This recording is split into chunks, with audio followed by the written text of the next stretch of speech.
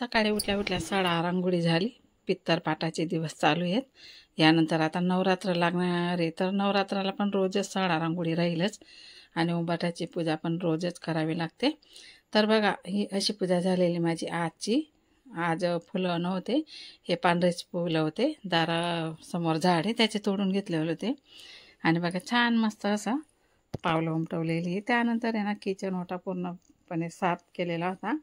तर आता स्वयंपाक पण करायचा आहे म्हणून हे बघा भांडे पडलेले आहेत.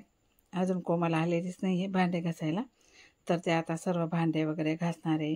पाणी आलं होतं त्यामुळे पाणी पण भरलं गेलं. टॉयलेट बाथरूम पण धुतलं गेलं छान मस्त असं. हे इथं एक बॅलर भरलेलं असतं, डगमध्ये पण एक बॅलर भरलेलं असतं. भांडे पण असे भरून घ्यावे लागतात. त्यानंतर चला मी आता इथं चहा ठेवलेली आहे. चहा पण अशी उकळून झालेली आहे. तर आता मी ना गाळून घेते. तर माझ्या एकटीचा चहा ठेवलेला आहे मी. तर आता गाळून घेते मी हा चहा. तर अशा प्रकारे चहा झालेली इथं. आणि सकाळी सकाळी कसं असताना मला चहा पिल्याशिवाय काहीसुद्धा काम सुधरत नाही. तर मी चहा पिऊनच सर्व काय काम करते. उठले का आंघोळ वगैरे केली का नंतर चहा घेते.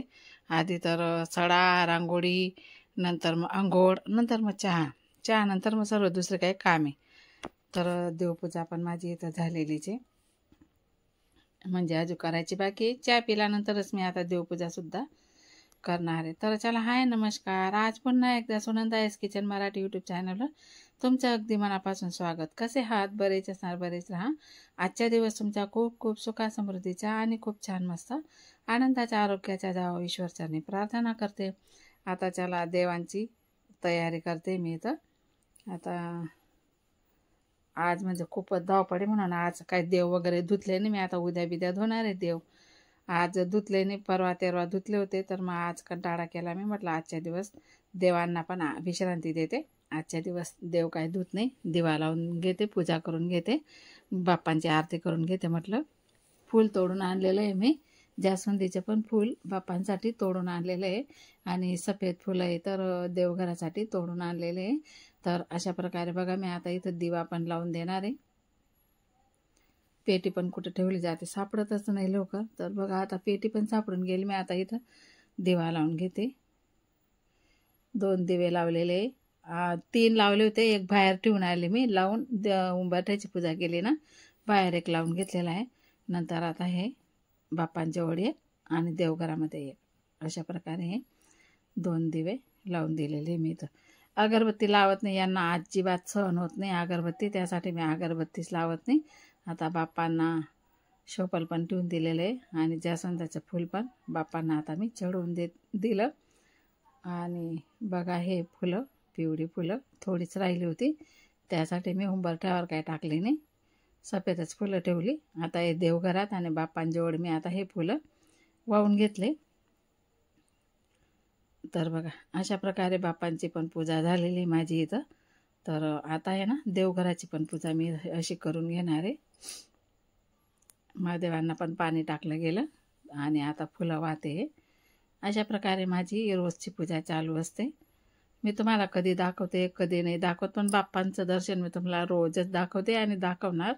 रोज बाप्पांचं दर्शन तुम्हाला दाखवणार मी. आणि छान असतं सकाळ सकाळमध्ये किंवा असं बाप्पांचं दर्शन केल्याने खूप छान राहतं. आता लक्ष्मी मातेला पण इथं दिवा लावून दिलेला आहे, आरती ओवाळून घेतलेली आहे.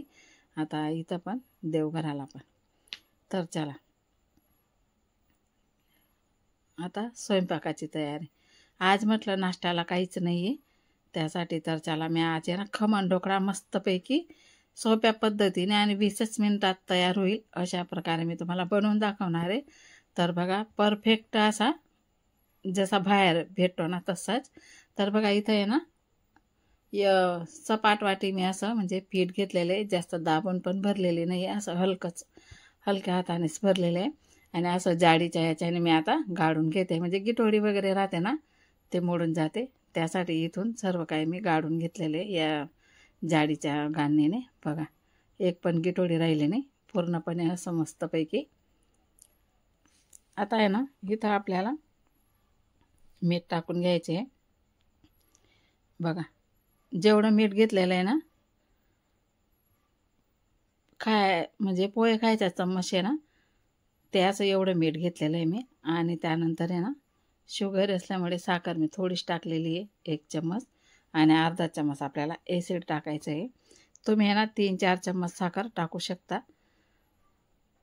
आता थोडे अद्रकचे तुकडे, थोडे लसणाच्या पाकळ्या, थोडी मिरची अशी टाकून घेतलेली मी. आपला खमण ढोकळा खूप परफेक्ट येतो आणि खायला एकदम चविष्ट लागतो. अशा प्रकारे तुम्ही कधी बनवलेला नसेल तर आता ही रेसिपी बघून घ्या आणि नक्कीच बनवा. तुम्ही एकदा तर नक्कीच बनवा. तर अशा प्रकारे सर्व काही मिक्स करून घेतलेलं आहे मी. आणि याला आहे ना आता छान मस्त असं फेटून घ्यायचं आहे. मिक्सरमध्ये आहे ना छान असं फेटून घ्यायचं आहे त्याला, म्हणजे हलकं होऊन जातं पीठ. त्यामुळेच आपला खमण ढोकळा खूप छान येतो. तर अशा प्रकारे मी बघा पीठ हलकं करून घेतलेलं आहे. आणि इतकं पातळ करायचं आहे आपल्याला.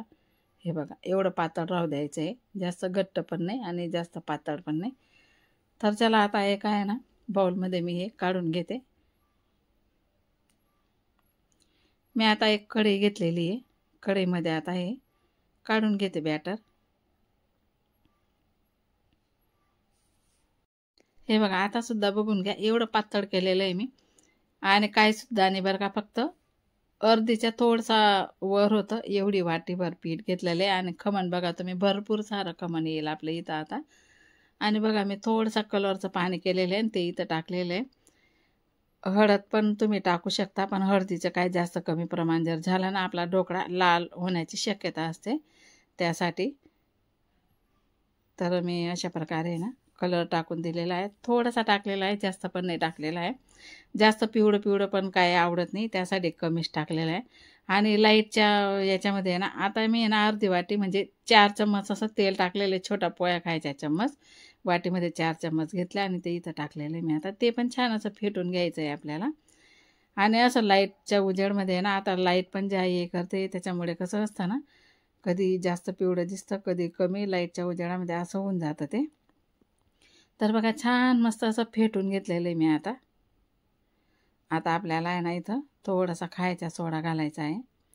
आधी मी ताटाला तेल लावून घेते आणि पाणी उकळायला ठेवून घेतलेलं आहे मी. कारण की आहे ना हे बॅटर आपलं तयार झालं की सोडा आपला मिक्स केला की लगेच टाकावं लागतं. त्याच्यामुळेच आपलं खमण ढोकळा छान येतो, म्हणजे लगेचच वाफ त्याला भेटायला पाहिजे.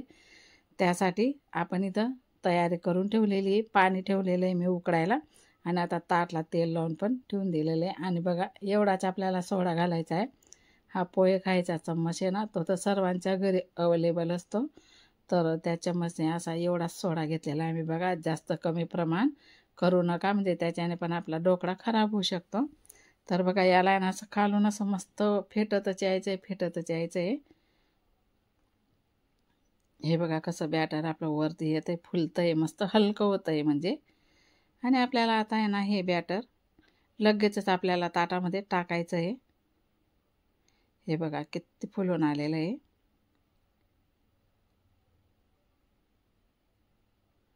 आणि बघा इथे आहे ना ताट पण मी छोटाच ठेवलेला आहे. आपली कढईमध्येच मी लावून घेतलेले आहे आता खमण. टोपली पण म्हणतात याला, तिकडं पुणेरी मुंबईकडे असं टोपली पण म्हणतात, आम्ही कढई म्हणतो. तर बघा अशा प्रकारे हे बॅटर आपल्या इथं टाकून झालेलं आहे. आता तुम्ही जे असं वरच्यावर राहील ना ते झाकण ठेवू शकता. साईडला कोथिंबीर पण धुवून ठेवलेली मी. आता पटकन असं याला झाकण ठेवायचं आहे आपल्याला. आणि गॅस फुलच राहू द्यायचा आहे. 5 मिनटं तरी गॅस फुल राहू द्यायचा आहे. नंतर मग कमी केला तरी पण चालतं. हे बघा. आणि फक्त 12 ते 15 मिनटामध्ये आपला ढोकळा तयार होतो.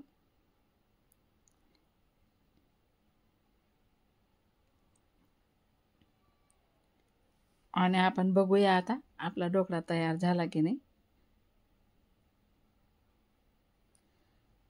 15 मिनटं परफेक्ट टाईम असतो.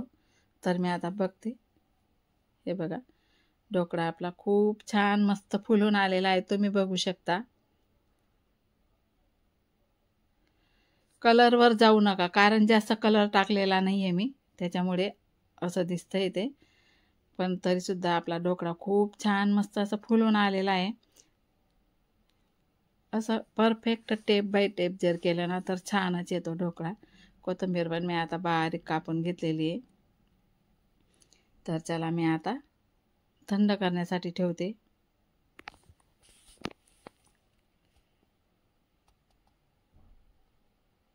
आता याला अलगद असं उन्हातलीच्या साह्याने आपल्याला काढून घ्यायचं आहे. हे बघा, मस्त असा सुद्धा पलटी मारले ना तरी निघून जाईल. आता मी इथं आहे ना कढई ठेवते. आपल्याला आता तडका द्यायचा आहे खमणला.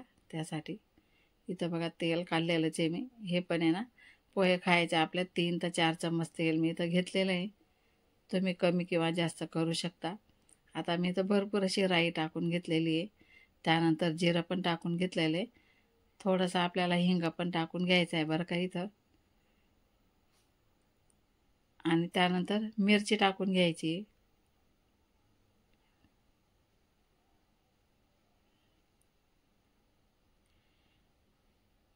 आणि आता आपल्याला इथं पाणी टाकून घ्यायचं आहे. आणि मी ढोकळ्यामध्ये थोडंसं कमी पाणी टाकलं आहे ना, त्यासाठी ढोकळ्यामध्ये आहे ना कमी साखर टाकली ना, त्यासाठी मी आता इथं थोडी साखर पण टाकून घेणार आहे. आणि बघा आता पाणी उकळतं ना तोपर्यंत आपल्याला ही प्रोसेस करून घ्यायची. हे बघा अलगद निघणार आहे आपला ढोकळा. बघा हात लावायची पण गरज नाही.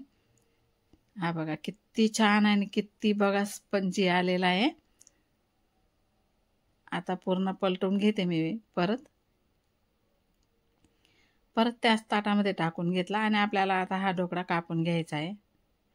छान आणि मस्त एकच नंबर आपला ढोकळा इथं झालेला आहे. हे बघा असे काप करून घ्यायचे. चौकणी एकसारखे येतात. मग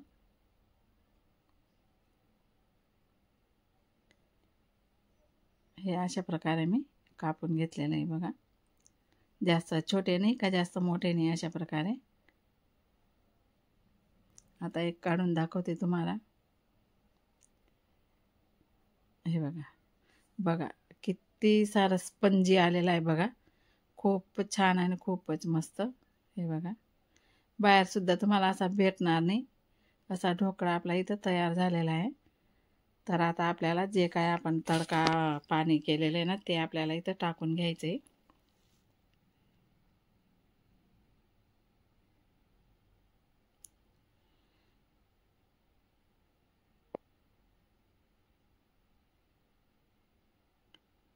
अशा प्रकारे ढोकळा इथं परफेक्ट रेसिपी तुम्हाला मी दाखवलेली आहे.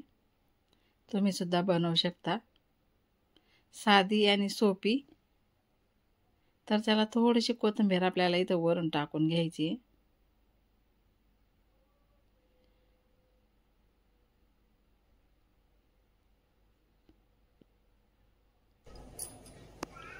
तर चला कसा वाटला तुम्हाला ढोकळ्याची रेसिपी, कशी वाटली मला कमेंट करून नक्की सांगा.